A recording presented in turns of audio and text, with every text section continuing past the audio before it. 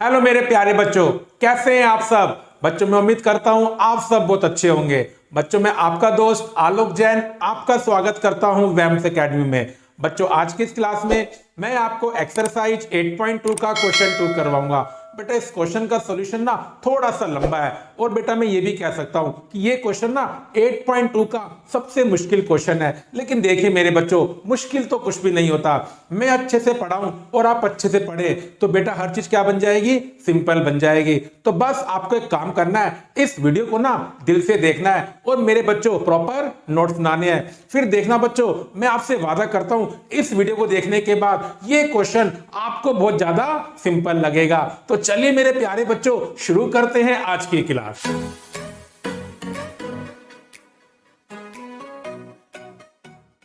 मेरे प्यारे बच्चों क्वेश्चन 2 को करना शुरू करते हैं, लेकिन पहले पढ़ते हैं क्वेश्चन और देखते हैं क्या क्या गिवन है और फिर हमें क्या प्रूफ करना है। तो देखिए बच्चों, ABCD is a rhombus and P, Q, R and S are the midpoints of the sides AB, BC, CD and DA respectively. Show that the quadrilateral PQRS is a rectangle. तो देखिए बच्चों, इस question में आपको figure given नहीं है, तो बेटा फिगर ना हमें खुद बनानी पड़ेगी। तो देखिए बच्चों, हमें क्या क्या गिवन है कि PQRS ना एक रोम्बस है और फिर बच्चों आपकी रोम्बस में 4 साइड्स होंगी, चारों साइड्स के आपको मिड पॉइंट गिवन है। तो चलिए बच्चों पहले मैं फिगर बनाता हूं। तो देखिए बच्चों, मैंने बनाया एक रोम्बस। बच्चों ये रहा बच्चों, ये बच्चों हमारा रोम्बस हो गया और बेटा इसका नाम क्या दे रखा है क्वेश्चन में, ABCD। तो देखिए बच्चों ABCD।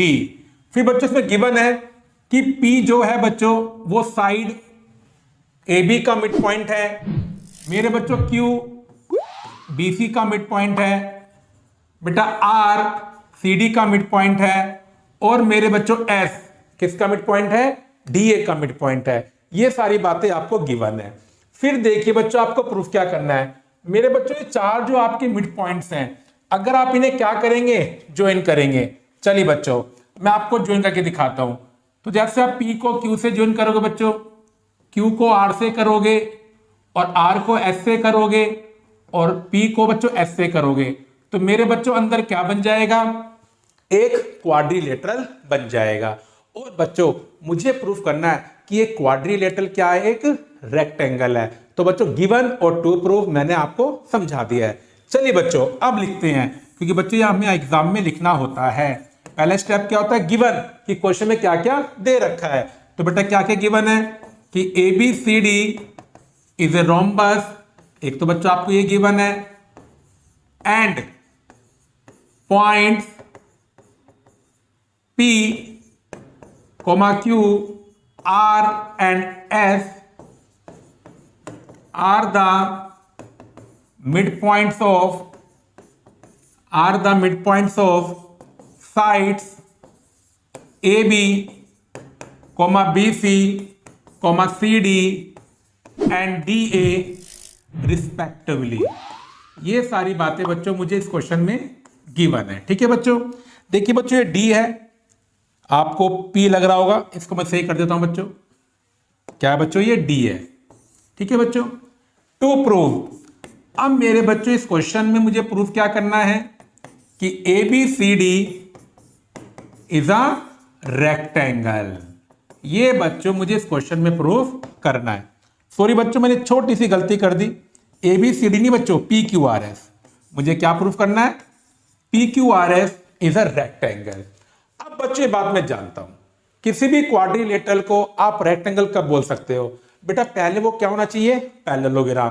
क्योंकि बेटा जब पैरेललोग्राम का कोई भी एंगल 90 डिग्री का बन जाता है, फिर बच्चों से हम क्या बोलते हैं, रेक्टेंगल बोलते हैं। तो बेटा इसका मतलब क्या हुआ, मुझे पहले PQRS को क्या प्रूफ करना पड़ेगा, पैरेललोग्राम प्रूफ करना पड़ेगा। बेटा ये काम हमने क्वेश्चन 1 में भी किया था। तो देखिए बच्चों, क्योंकि यहां पर आपको मिड पॉइंट गिवन है और बच्चों मिड पॉइंट थ्योरम कब लगती है, अगर ट्राइंगल की कहानी हो बच्चों, तो आपको इस क्वेश्चन में क्या करना पड़ेगा, इसके डायगोनल को ज्वाइन करना पड़ेगा। तो बेटा मैं क्या करूंगा, ज्वाइन AC। क्या करूंगा बच्चों, ज्वाइन AC। ठीक है बच्चों, तो ये मेरे बच्चों किस में आएगा, कंस्ट्रक्शन में आएगा बच्चों, कि मैंने क्या कर दिया बच्चों, AC को ज्वाइन कर दिया। चलिए बच्चों अब मैं लिखता हूं कंस्ट्रक्शन। क्या बच्चों? कंस्ट्रक्शन। ये बात मैंने आपको बता रखी है, अगर आप डायग्राम में अपनी तरफ से कुछ भी करते हो बच्चों तो वो किस में लिखते हैं? कंस्ट्रक्शन में। तो क्या लिखेंगे बच्चों? Join AC. ठीक है बच्चों। चलिए बच्चों, अब मैं इसका प्रूफ करना स्टार्ट करता हूं।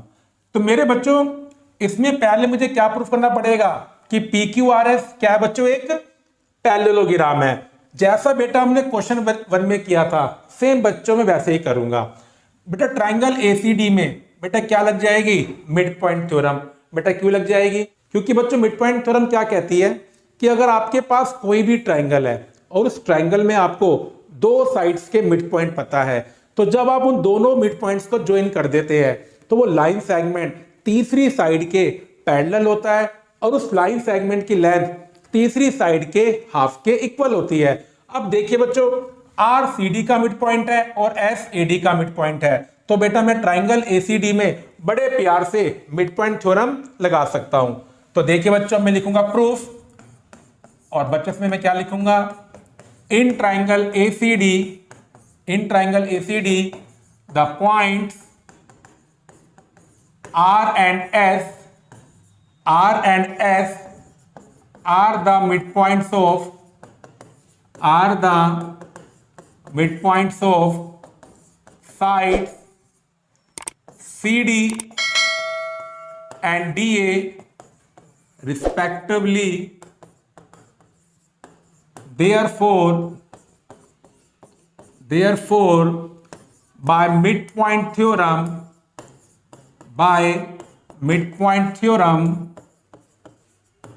we have। तो मेरे बच्चों में क्या मिलेगा? दो मिड पॉइंट्स को ज्वाइन करके लाइन सेगमेंट क्या बन रहा है बच्चों? S R. मेरे बच्चों एस आर एसी के पैरेलल होगा और एस आर की लेंथ एसी के हाफ के इक्वल होगी। तो बच्चों हम क्या बोल सकते हैं कि एस आर एसी के पैरेलल है बच्चों और एस आर की लेंथ एसी के हाफ के इक्वल होगी बच्चों। तो देखिए बच्चों, मिड पॉइंट थ्योरम लगाने के बाद ये बेटा मुझको मिल गया। अब मेरे प्यारे बच्चों, इसी सेम कॉन्सेप्ट को मैं नीचे वाले ट्रायंगल में लगा सकता हूं एबीसी में, क्योंकि पी एबी का मिड पॉइंट है और क्यू बीसी का मिड पॉइंट है। तो देखिए बच्चों, अब मिड पॉइंट थ्योरम से क्या होगा? पी क्यू एसी के पैरेलल होगा और पी क्यू की लेंथ एसी के हाफ के इक्वल होगी। और बेटा अब दोबारा से आपको ये लिखने की जरूरत नहीं है। अब बेटा आप यूज कर सकते हो सिमिलरली। क्या बच्चों? सिमिलरली कि पी क्यू भी एसी के पैरेलल होगा और पी क्यू बेटा किसके इक्वल होगा? हाफ ऑफ एसी के। अब मेरे बच्चों, अगर मैं इक्वेशन 1 और 2 को कंबाइन करूं तो बेटा मैं एक बात कह सकता हूं। देखिए, एस आर एसी के पैरेलल है और पी क्यू भी एसी के पैरेलल है। अब ये बात मैं जानता हूं, अगर दो लाइन सेम लाइन के पैरेलल होती हैं तो वो आपस में भी क्या हो जाती हैं? पैरेलल। और बेटा पी क्यू किसके इक्वल है?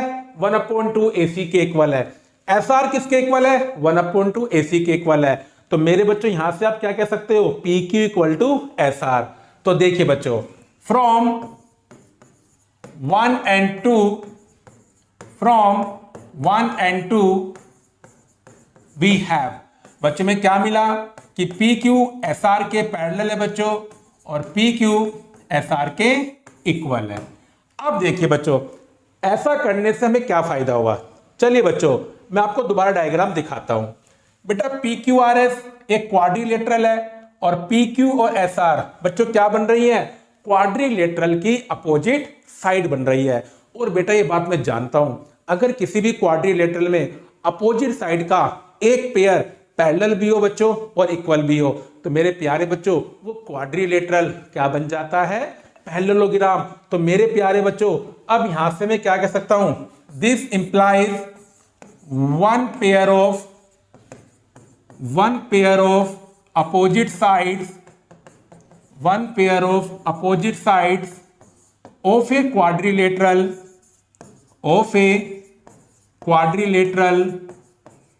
PQRS is parallel and equal।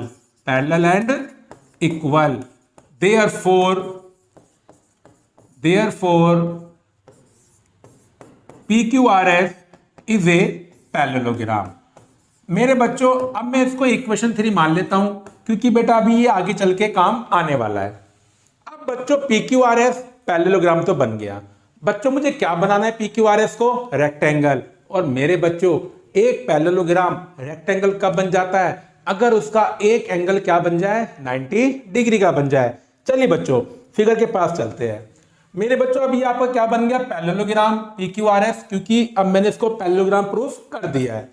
अगर मेरे बच्चों मैंने इसका एक एंगल 90 डिग्री का प्रूफ कर दिया बच्चों, फिर मैं PQRS को रेक्टेंगल बोल सकता हूं। अब बस बच्चों 90 डिग्री का एंगल प्रूफ करना ही थोड़ा सा यहां पर क्या है? डिफिकल्ट है, जिसके लिए आपको बच्चों अब मेरी बातों को ना अच्छे से सुनना है और घर पर अच्छे से प्रैक्टिस करनी है। चलिए बच्चों बेटा मैं एक काम करता हूं, यहां पर ना एंगल बन रहे हैं बच्चों, मैं इनको नाम देता हूं। देखिए बच्चों मैंने माना ये एंगल 1 है बच्चों, ये एंगल 2 है, ये एंगल 3 है बच्चों, और ये एंगल 4 है। ठीक है बच्चों। अब देखिए बच्चों 90 का एंगल प्रूफ करने के लिए मेरे पास बच्चे ट्रिक है। मैं क्या करूं बच्चों? एंगल FPQ और एंगल PQR, या बच्चों आप क्या बोल दो एंगल RQP, एक ही बात होती है बेटा। ये वाला एंगल FPQ और बच्चों PQR, अगर मेरे बच्चों मैंने इन्हें इक्वल कर दिया, क्या कर दिया बच्चों?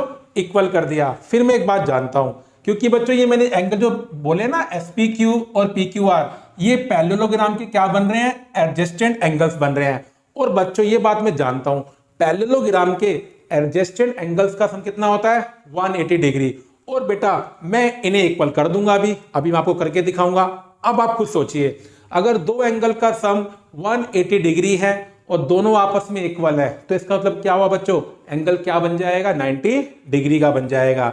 चलिए बच्चों अब हम SPQ को और PQR को क्या प्रूफ करते हैं? इक्वल प्रूफ करते हैं। अब देखिए बच्चों एक बात आप ध्यान रखना, ये आपको रोम्बस गिवन है, रोम्बस की ना चारों साइड इक्वल होती है। और मेरे बच्चों मिड पॉइंट का मतलब क्या होता है? किसी भी लाइन सेगमेंट के इक्वल टुकड़े करना, इक्वल पार्ट्स करना। माने बच्चों मैं आपको एग्जांपल देता हूं, इसकी चारों साइड ना 10 सेंटीमीटर की है। ये सिर्फ मैं आपको समझाने के लिए बोल रहा हूं कि चारों साइड कितने की है? 10 सेंटीमीटर की है। अगर बच्चों P मिड पॉइंट है तो AP कितना बन जाएगा? 5 सेंटीमीटर। BP कितना बन जाएगा? 5 सेंटीमीटर। क्योंकि मिड पॉइंट का काम यही होता है, लाइन सेगमेंट को बराबर टुकड़ों में बांटना। मैंने साइड को 10 माना है तो AP भी 5 बन जाएगा और BP भी 5 बन जाएगा। बेटा रोम्बस की चारों साइड इक्वल होती हैं। अगर AB 10 है तो BC भी कितना बन जाएगा? 10 बन जाएगा। और Q मिड पॉइंट है तो ये भी 5 आएगा, BQ भी, और CQ भी कितना आएगा? 5 आएगा। बेटा इसी तरह से CR भी 5 आएगा, DR भी 5 आएगा, DS भी 5 आएगा और AS भी 5 आएगा। तो बच्चों कुल मिलाकर मैं आपको क्या समझा रहा हूं, क्योंकि ये रोम्बस है और आपको चारों साइड्स के मिड पॉइंट दे रखे हैं। मिड पॉइंट से जो साइड्स के टुकड़े बनेंगे, सारे टुकड़े आपस में क्या होंगे? इक्वल होंगे। बेटा जहां मेरी रिक्वायरमेंट आ जाएगी उसी के अकॉर्डिंग मैं यूज कर लूंगा। मानिए आपकी रिक्वायरमेंट आ जाती है कि AP और DR इक्वल है, बिल्कुल बच्चों मैं कह सकता हूं कि AP और DR क्या है? इक्वल है।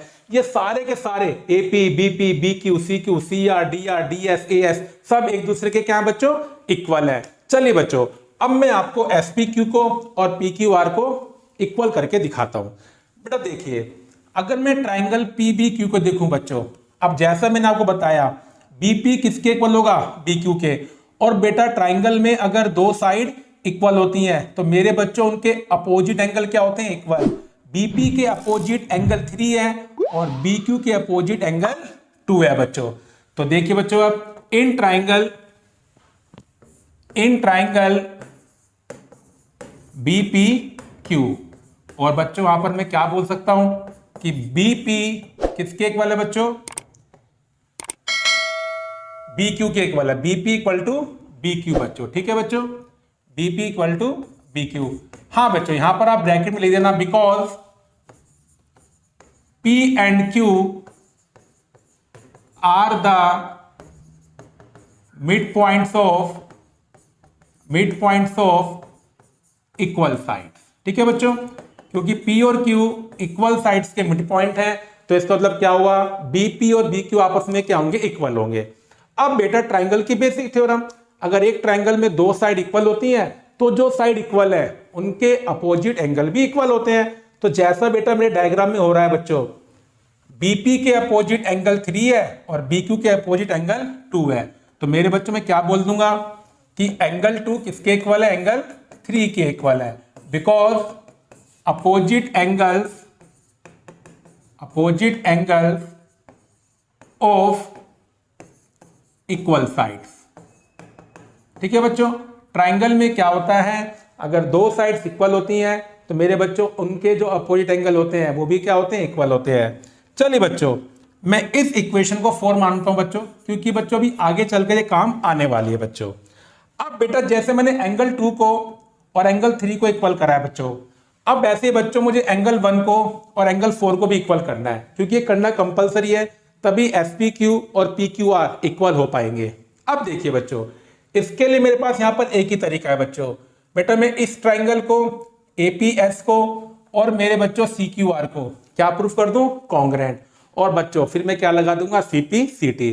उसके लिए मेरे बच्चों मुझे क्या ढूंढनी पड़ेगी, 3 कंडीशन, और बेटा आपको नाम का भी ध्यान देना पड़ेगा कि ट्रायंगल का नाम किस तरह दें। देखिए बच्चों, उसके लिए आपको एक काम करना है, एंगल 1 और एंगल 4 को कोरेस्पॉन्डिंग एंगल बनाना है, ताकि आगे चलकर फिर बच्चों में क्या लगा सकूं, CPCT। देखिए बच्चों, अब 3 कंडीशन। बेटा पहली कंडीशन क्या बन जाएगी भाई, APCR आपस में इक्वल आप ले सकते हो, AS और CQ को भी आप आपस में इक्वल ले सकते हो। चलिए बच्चों नाम देते हैं।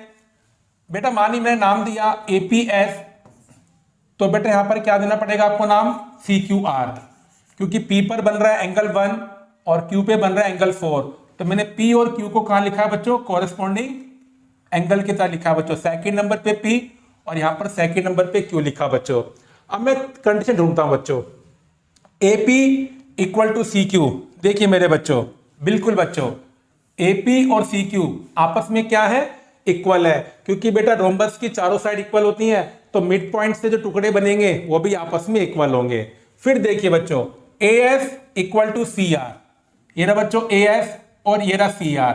बेटा सेम रीजन, इक्वल साइड्स के मिड पॉइंट अगर आप लेते हो तो टुकड़े आपस में बराबर होते हैं। अब देखिए बच्चों, ये आपका PS है और ये आपका QR है, बेटा ये भी इक्वल है, क्योंकि मैं PQRS को पैरेललोग्राम प्रूफ कर चुका हूं, और पैरेललोग्राम की अपोजिट साइड बच्चों क्या होती हैं, इक्वल होती हैं।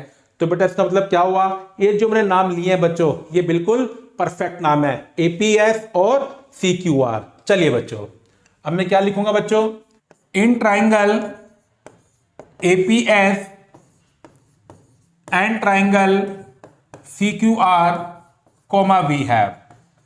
मेरे बच्चों में 3 कंडीशन क्या ढूंढी थी, AP इक्वल टू CQ, बेटा दूसरी कंडीशन क्या थी, AS इक्वल टू CR बच्चों, ठीक है बच्चों, और तीसरी कंडीशन क्या है बच्चों, PS इक्वल टू QR बच्चों। अब बच्चों इन दोनों का क्या रीजन है, क्योंकि हमारे पास मिड पॉइंट किसके गिवन है, इक्वल साइड्स के, because mid points of equal sides.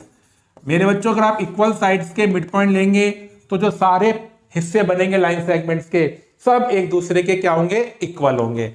और बेटा इसका क्या रीजन है, क्योंकि मैं PQRS को क्या प्रूफ कर चुका हूं बच्चों, पैरेललोग्राम प्रूफ कर चुका हूं, और पैरेललोग्राम की अपोजिट साइड बच्चों क्या होती हैं, इक्वल होती हैं, because opposite sides of a parallelogram are equal. और मेरे बच्चों यहां पर रूल कौन सा लगेगा, साइड, S, या इसको आप SSS भी कह सकते हैं, क्योंकि दो ट्राइंगल्स की तीनों साइड्स इक्वल हैं। तो देयरफॉर अब बच्चों मैं क्या बोलूंगा, ट्राइंगल APS किसके कॉन्ग्रेंट है, ट्राइंगल CQR के, बाय SSS रूल। और बच्चों जैसा हमने डिसाइड किया था, P के साथ एंगल 1 बन रहा है बच्चों, और Q के साथ एंगल 4 बन रहा है, आप डायग्राम चेक कर सकते हो। और एंगल P और एंगल Q क्या बन गए, कोरेस्पॉन्डिंग एंगल। और बेटा मैंने डायग्राम में उसको एंगल 1 मान रखा है और Q को एंगल 4 मान रखा है, तो एंगल 1 किसके इक्वल हो गया, एंगल 4 के, बाय CPCT।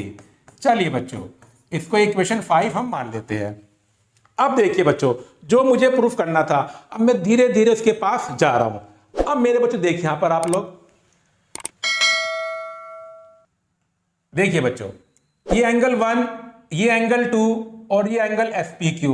तो मेरे बच्चों इन तीनों एंगल्स का सम कितना होगा 180 डिग्री। इससे आप बोल सकते हो लीनियर पेयर। बेटा ऐसे ही एंगल 3, एंगल PQR और एंगल 4, बेटा इनका सम भी कितना होगा 180 डिग्री होगा। चलिए बच्चों अब लिखते हैं, तो आप क्या लिखेंगे बच्चों, नाउ एंगल 1 प्लस एंगल, बेटा मैं नाम भूल गया एक बारी दोबारा देखता हूं, angle SPQ plus angle 2 equal to किसके होगा बच्चों 180 डिग्री के। मेरे बच्चों क्या रीजन है, लीनियर पेयर। ठीक है बच्चों, इसी तरह से बच्चों मैंने आपको क्या समझाया कि angle 3 plus angle PQR plus angle 4 बेटा किसके इक्वल होगा 180 डिग्री के। बेटा इसका भी क्या कारण है, लीनियर पेयर। और बेटा ये बात तो हम कई बार कर चुके हैं, ये वाला एक्सप्रेशन किसके इक्वल है 180 के, ये वाला एक्सप्रेशन किसके इक्वल है 180 के। तो इसका मतलब क्या हुआ बच्चों, ये दोनों एक्सप्रेशन आपस में क्या हो जाएंगे इक्वल। तो angle 1 plus angle SPQ plus angle 2 मेरे बच्चों किसके इक्वल हो जाएगा, angle 3 plus angle PQR plus angle 4 बच्चों, एंगल PQR प्लस एंगल 4। और बेटा इसी वजह से मैंने ऊपर एंगल 2 को एंगल 3 के इक्वल किया था और एंगल 1 को 4 के इक्वल किया था। तो देखिए बच्चों यहां पर एंगल 1 की जगह मैं एंगल 4 लिख सकता हूं क्योंकि मैं प्रूफ कर चुका हूं। और बेटा एंगल 2 की जगह बच्चों क्या लिख सकते हैं, एंगल 3। ये बेटा तभी प्रूफ किया गया था ताकि आगे चलकर ये कट जाए बच्चों। यहां क्या लिखेंगे बच्चों, फ्रॉम 4 and 5, क्योंकि दोनों बातें कहां से आई है, इक्वेशन 4 से और इक्वेशन 5 से।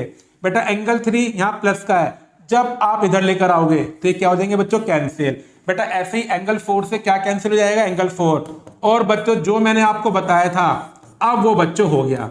मैंने क्या प्रूफ कर दिया बच्चों कि एंगल SPQ किसके इक्वल है, एंगल PQR के। और बेटा ये दोनों एंगल क्या बन रहे हैं, पैरेललोग्राम के एडजेसेंट एंगल्स बन रहे हैं। तो मेरे बच्चों अब इनका सम कितना होगा 180 डिग्री होगा। तो मैं अब क्या बोलूंगा, angle SPQ plus angle PQR equal to 180 degree because adjacent angles of a parallelogram. इसलिए बच्चों मैंने आपको बोला था स्टार्टिंग में थोड़ा सा इस क्वेश्चन का सॉल्यूशन क्या है, लेंथी है और हाँ हल्का सा डिफिकल्ट भी है। बस आपको ना स्टेप याद रखने हैं कि एंगल 2 को एंगल 3 के इक्वल करना है, एंगल 1 को एंगल 4 के इक्वल करना है। अब देखिए बच्चों बेटा PQR को मैं एंगल SPQ के इक्वल कर चुका हूं बच्चों फ्रॉम 6।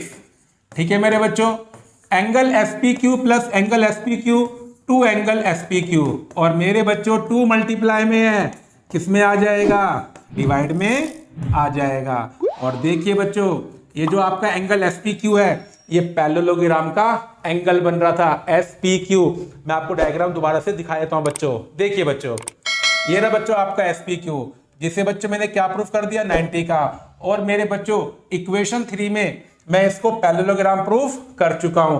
जब एक पैरेललोग्राम का एक एंगल क्या होता है 90 डिग्री का, फिर मेरे प्यारे बच्चों वो क्या बन जाता है, रेक्टेंगल। तो जैसा मैंने आपसे बोला था कि आगे चल के इक्वेशन 3 काम आएगी। अब बच्चों मैं क्या लिखूंगा, फ्रॉम 3 and 7।